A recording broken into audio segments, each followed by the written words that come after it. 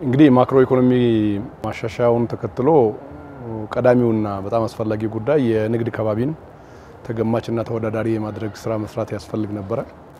ይሄ ለማድረግ ከዚህ በፊት ከሪፎርም በፊት በነበሩት ጊዜያት ወደ 1500 ገደማ የንግድ መስጫ መደብ ይጠየቅባቸው የነበሩትን ቀለል ባለ ሁኔታ ወደ 550 ለማውረድ ሙከራ ተደርጓል። 1350 አካባቢ ቅድመ ብቃት ይጠየቅባቸው የነበሩት የንግድ መስጫ መደቦች ወደ 10 ብቻ ዝቅ እንዲሉ ተደርጓል። 32 አካባቢ ተቋማት ንግድ ቅድመ ብቃት ማራገጫ አገልግሎት ሲሰጡ የነበሩት ወደ 4 ብቻ ለመመለስ ሙከራ ተደርጓል። በጣም ብዙ ቀናት ሲወስዱ የነበሩት ግልጋሎቶች በተለይ የንግድ ፍቃድ አዲስ ማውጣት ማደስ ብዙ ቀናት ይወስዱ የነበሩት ወደ ሰዓታትና ደቂቃዎች መመለስ ተቻለበት ነው የነበረው። በዚህ ሂደት ወደ 2.6 ሚሊዮን ዜጎች የንግድ ፍቃድ አዲስ እንዲያወጡና እንዲያድሱ ተደርጓል። በ9 ወሩ ባለፈው ሙሉ አመት 2.3 ሚሊዮን ነው የነበረው። ከሙሉ አመቱ 300,000 ገደማ ይበልጣል። ከአምና ተመሳሳይ ወቅት ጋር ደግሞ 600,000 ብልጫ አለው።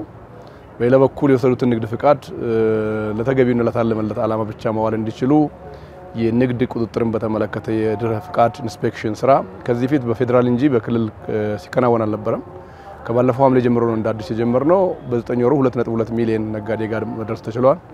ወደ 250,000 የሚጠጋ ነጋዴ የወሰደው ንግድ ፍቃድ በአግባቡ እየተጠቀመበት አለመሆኑን ቼክ አድርገን ተገቢ እርምት እርምጃዎች መውሰድ የተቻለበትና ለኢኮኖሚ ማሻሻያው ግብአት ነበር ብሎ መውሰድ ይቻላል።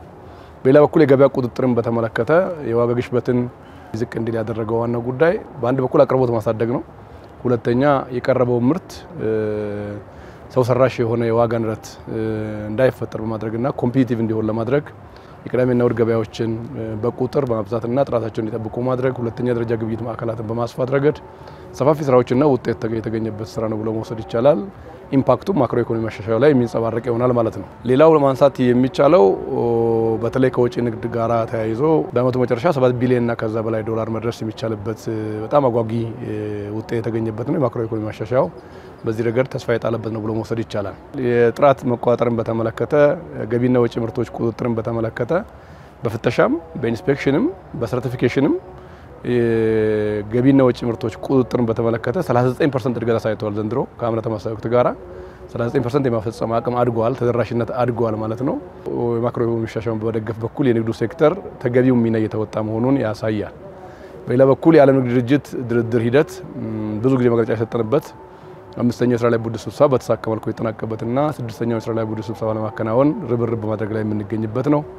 የአፍሪካ ነጻ ንግድ ቀጣና ትግበራም የሙከራ ንግድ ለመጀመር የታሪፍ ቡክ ህትመት በሚኒስትሮች ምክር ቤት መወሰን ከሚቀረው ውጪ ሙሉ ዝግጅት የትግበራ ስትራቴጂም ጭምር አጽድቀን የተረባረብን ስለሆነ ማክሮ ኢኮኖሚ ማሻሻያውን ለመደገፍ የንግድና ቀጣናዊ ትስስር ሚኒስቴር በላቀ የመፈጸም አቅም ላይ እና የማድረግ ደረጃ ላይ ይገኛል። በብዙ መልኩ ስኬታማ ስራዎች ናቸው ብሎ መውሰድ ይቻላል። 3 ወራት ቀጣይ ትኩረት አቅጣጫ የመጀመሪያው ኤክስፖርት ነው። ኤክስፖርት አሁን ያለውን ሞመንተም ይዞ እንዲቀጥል የማድረግ ጉዳይ በሰፊ ርብርብ የሚከናወን ነው የሚሆነው። ሁለተኛው የጀመርናቸውን የዲጂታላይዜሽን ስራዎች ዲጂታል ግልጋሎት የመስጠት ጉዳይ መሶብ ላይ ከገቡት 8 ተቋማት አንዱ የኛ ተቋም ነው። በመሶብ ያንን አፋጻም መድገም ያስፈልጋል። ሶስተኛው ኢኮሜርስ ወይም ኢንግድ የሚባለው ኤሌክትሮኒክ ንግድ የሚባለውን ጉዳይ ተቋማዊ አድርጎ መስራትና ለብዙዎቹ ባህላዊ የሆኑ የንግድ ስርዓት መፍትሄ ሊሆን የሚችል ጉዳይ ስለሆነ ኢኮሜርስ በርብርብ የሚሰራ ነው የሚሆነው። አራተኛ የጥራት ቁጥጥር የበለጠ አጠናክሮ መቀጠል ነው የሚሆነው። 5ኛው የዓለም ንግድ ድርጅት 6ኛው የስራ ላይ ቡድን ስብሰባ መቋጨት ነው የሚሆነው። የአፍሪካ ነጻ ንግድ ቀጣና የሙከራ ንግድ መጀመር የሚሉት ጉዳዮችን እንደ ትኩረት የምንረባረብባቸው ይሆናል።